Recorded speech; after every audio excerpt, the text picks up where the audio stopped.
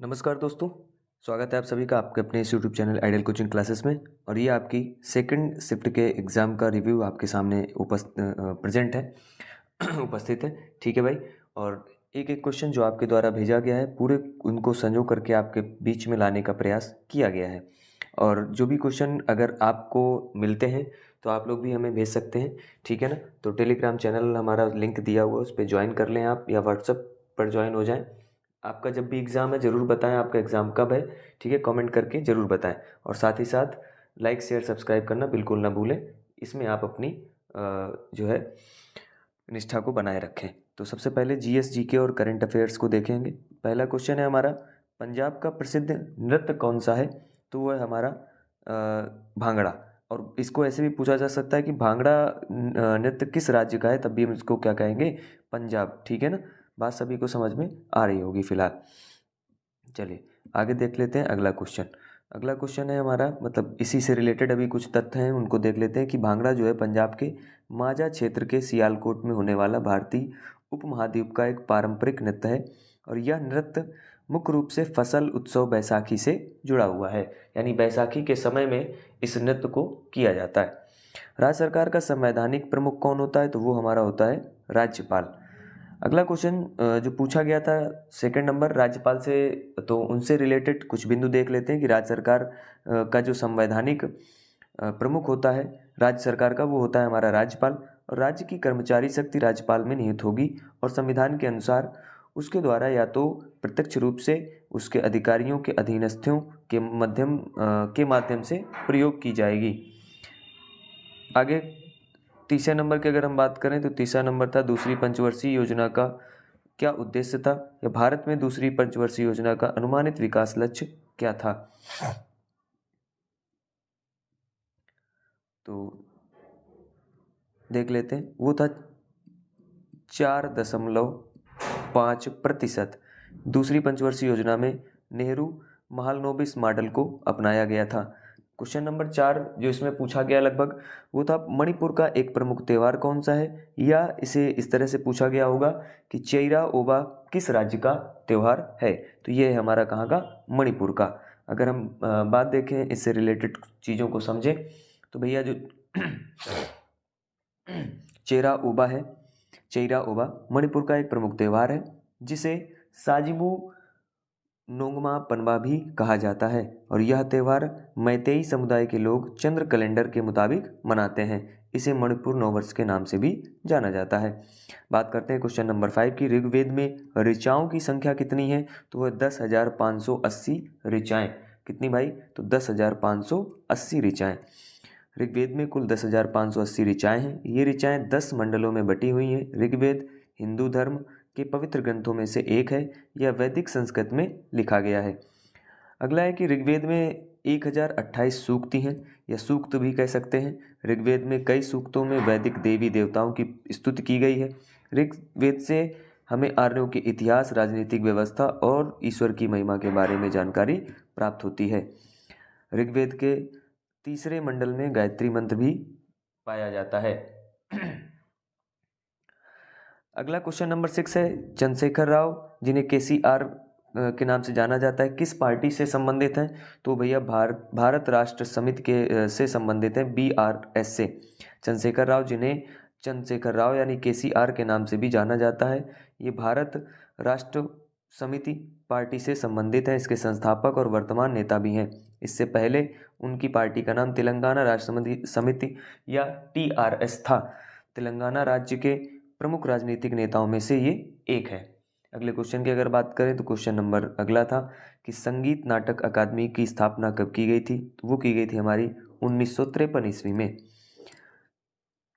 तो इनसे रिलेटेड तथ्य देख लेते हैं। संगीत नाटक अकादमी देश में प्रदर्शन कला के क्षेत्र में शीर्ष निकाय का गठन 1953 में किया गया था। यह संगीत, नृत्य और नाटक के रूप में व्यक्त भारत की विविध संस्कृति की विशाल अमूर्त विरासत के संरक्षण और प्रचार के लिए स्थापित किया गया था। अकादमी का प्रबंधन इसकी सामान्य परिषद में निहित है। अगर आगे हम बात करें, अगला क्वेश्चन था कि 7वीं पंचवर्षीय योजना से एक प्रश्न आपका पूछा गया था। अगर हम बात करें 7वीं पंचवर्षीय योजना कब से कब तक की थी, तो 1985 से 1990 के बीच में। और इसमें किस बात पर प्रमुख जोर दिया गया था? तो खाद्य अनाज उत्पादन, रोजगार और उत्पादकता पर जोर दिया गया था। अगर क्वेश्चन नंबर अगले की बात करें, क्वेश्चन नंबर 9, राज्य के नीति निर्देशक सिद्धांत जिसे हम डीपीएसपी कहते हैं वो किसमें दिए गए हैं? तो भाग 4 आर्टिकल 36 से 51 के बीच में दिए गए हैं। राज्य के नीति निर्देशक सिद्धांत जिन्हें हम directive principles of state policy के नाम से जानते हैं, भारतीय संविधान के भाग 4 यानी के आर्टिकल 36 से 51 में दिए गए हैं।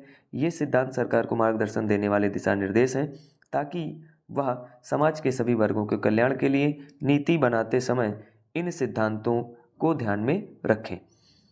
अगला है क्वेश्चन नंबर 10, विश्व कप 2023 में सबसे ज़्यादा विकेट लेने वाले गेंदबाज कौन हैं? तो भैया सबसे ज़्यादा विकेट लेने वाले गेंदबाज हमारे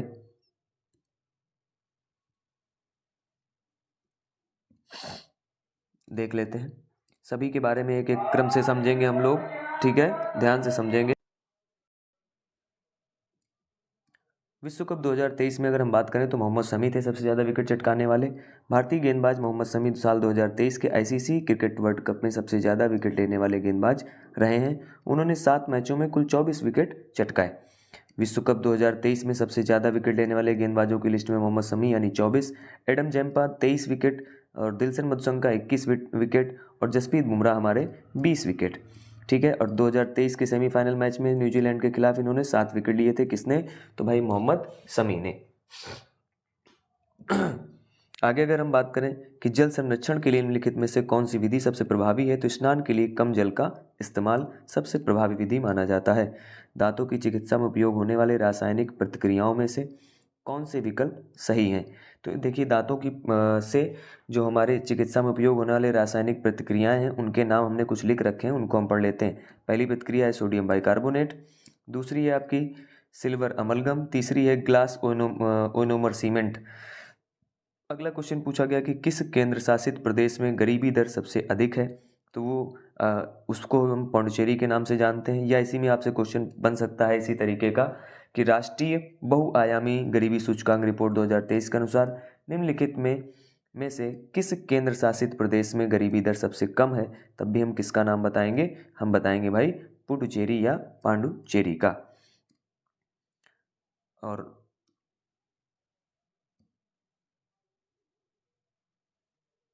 अगला जो है थोड़ा सा यहाँ पर कुछ मिस्टेक है तो इसको छोड़ देते हैं। देखते हैं क्वेश्चन नंबर नेक्स्ट है, दयानंद सरस्वती ने किस समाज की स्थापना की? तो वो भाई आर्य समाज। अगर हम बात करें अप्रैल 1875 ईस्वी में दयानंद ने बॉम्बे में आर्य समाज की स्थापना की थी। यह आदर्श वाक्य कृण्वन्तो विश्वम आर्यम, इस दुनिया को महान बनाए के साथ बनाया गया था। सामाजिक सांस्कृतिक आंदोलन का उद्देश्य वैज्ञानिक ज्ञान के बारे में लोगों में जागरूकता बढ़ाकर समाज में सुधार करना था।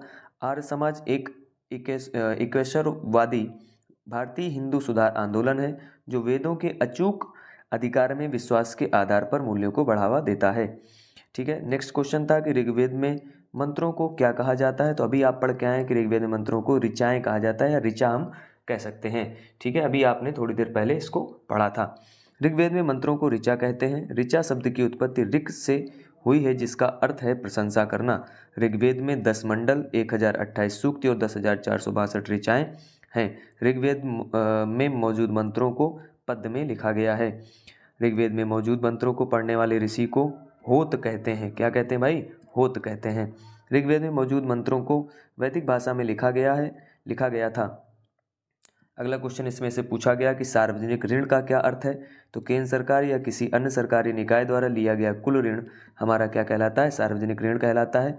सार्वजनिक ऋण का मतलब है कि किसी सरकारी निकाय द्वारा या केंद्र सरकार द्वारा लिया गया कुल ऋण, यह ऋण सरकार के विकास बजट को पूरा करने के लिए लिया जाता है, ठीक है। मतलब जो सरकार अपने बजट को पूरा करने के लिए लेती है वो हमारा कहलाता है कौन सा ऋण भाई? सार्वजनिक, क्योंकि वो सभी के काम में आता है। अगला क्वेश्चन इसमें से बना भाई 18 नंबर क्वेश्चन है कि किस केंद्र शासित प्रदेश में पुरुष साक्षरता दर सबसे कम है? तो वो है दादरा एवं नगर हवेली, ठीक है। ये क्वेश्चन वहाँ था जो अभी हमने इसको काटा था जिसको, तो ये वहीं था, ठीक है। नेक्स्ट अगर हम बात करें इसी से संबंधित कुछ चीज़ें, तो वो है हमारी 2011 की जनगणना के अनुसार सबसे कम साक्षरता दर दादरा और नागर हवेली केंद्र शासित प्रदेश में दर्ज की गई। दादरा और नागर हवेली में कुल साक्षरता दर 77.24% है। यहाँ भारत में सबसे कम पुरुष साक्षरता दर है। साक्षरता के मामले में अगला पॉइंट है कि साक्षरता के मामले में पुरुषों की संख्या महिलाओं से अधिक है। अगला पॉइंट है कि पुरुषों की साक्षरता दर 85.17% है, जबकि महिलाओं की साक्षरता दर 64.32% है। अगर वहीं पर बात करें हिंदी की, तो हिंदी में आपसे चंद्रहास का पर्यायवाची शब्द पूछा गया था, ठीक है, जिसका चंद्रहास का पर्यायवाची होते हैं हमारे जैसे तलवार, खड़ग, असी, कृपाल, करवाल या खंजर। गद्यांश से आपके 5 क्वेश्चन पूछे गए थे। बहुवचन से क्वेश्चन आपको देखने को मिले हैं। वाक्य शुद्धि से एक क्वेश्चन देखने को मिला है। मुहावरे से क्वेश्चन देखने को मिले हैं। अगर हम बात करें पैराजंबल आपका आ रहा है। विलोम शब्द से 2 क्वेश्चन देखने को मिले हैं। तद्भव तत्सम से आपका क्वेश्चन देखने को मिला है। पर्यायवाची से क्वेश्चन देखने को मिल रहे हैं। यहाँ पर रचनाओं से भी क्वेश्चन देखने को मिल रहे हैं। इसके बाद एक शब्द से भी क्वेश्चन देखने को मिल रहे हैं। संज्ञा से भी क्वेश्चन देखने को मिल रहे हैं। बात करें अगर मैथ की, मैथ में आपका अलजेब्रा, क्षेत्रमिति, ठीक है ना, तो और इसी के साथ साथ अगर हम बात करें परसेंटेज यानी प्रतिशत से 2 क्वेश्चन, लाभ हानि से, प्रॉफिट लॉस से 2, CISI से भी 2 क्वेश्चन, औसत से 1 और ज्यामिति से भी 1 क्वेश्चन देखने को मिला है। इसके साथ साथ अगर हम बात करें DI की, तो DI से भी 1 क्वेश्चन, नंबर सिस्टम से 1, LCM SCF से 1, सिंप्लीफिकेशन से 3-4 क्वेश्चन देखने को मिले हैं, जबकि रेशियो से 2 या 3 क्वेश्चन देखने को मिल रहे हैं। साथ में टंकी और पाइप से भी यानी पाइप और सिस्टम से भी आपको देखने को मिले हैं। ट्रेन से आपके 2 क्वेश्चन देखने को मिल रहे हैं। आयु वाले क्वेश्चन भी आपको देखने को यहाँ पर मिल रहे हैं। 1 क्वेश्चन देखने को मिला है। टाइम एंड वर्क से 2 क्वेश्चन देखने को मिले हैं। जबकि अगर रीजनिंग की बात करें तो रीजनिंग में आपके ब्लड रिलेशन यानी रक्त संबंध से 2 क्वेश्चन और इसी के साथ साथ नंबर सीरीज से 2, वेन डायग्राम से 1, एनालॉजी से कोई क्वेश्चन नहीं देखने को मिला है। डाइस से 1 क्वेश्चन देखने को मिला है आपका। मैथमेटिकल ऑपरेशन से कोई क्वेश्चन नहीं मिला है। सिलोजिज्म से 1 या 2 क्वेश्चन देखने को मिल रहे हैं। कोडिंग डिकोडिंग से 3 क्वेश्चन देखने को मिले हैं। मिरर और इमेज से 1 क्वेश्चन देखने को मिला है। काउंटिंग फिगर से 1 क्वेश्चन आपको देखने को मिला है। इसके बाद फिगर सीरीज से भी 1 क्वेश्चन देखने को मिला है। मिसिंग नंबर से भी 1 क्वेश्चन देखने को मिला है। वर्ड फॉर्मेशन से कोई क्वेश्चन नहीं मिला है। सिमिलर सेट से भी कोई क्वेश्चन नहीं मिला है, जबकि सिटिंग अरेंजमेंट से 2 क्वेश्चन देखने को मिले हैं। इधर कथन निष्कर्ष से 1 क्वेश्चन देखने को मिला है और पजल से भी 1 क्वेश्चन देखने को मिला है। तो ये था आपकी सेकंड शिफ्ट 6 फरवरी का, ठीक है। अगर क्लास आपको पसंद आई हो तो क्लास को लाइक शेयर सब्सक्राइब करना बिल्कुल ना भूलें, ठीक है। आपका ये चैनल है, इसे जितना ज़्यादा से ज़्यादा सब्सक्राइब कर सकते हैं सब्सक्राइब करें। हम आपको जो है प्रतिदिन शाम को इसी तरीके से आपको सारी की सारी एनालिसिस मिल जाएगी। जो भी क्वेश्चन आपके एग्ज़ाम में पूछे जा रहे हैं वो सब यहाँ आपको देखने को मिल जाएंगे, ठीक है। तो चलिए मिलते हैं नेक्स्ट सेशन में। तब तक के लिए सभी को जय हिंद जय भारत। और जुड़ने के लिए सभी का बहुत बहुत आभार।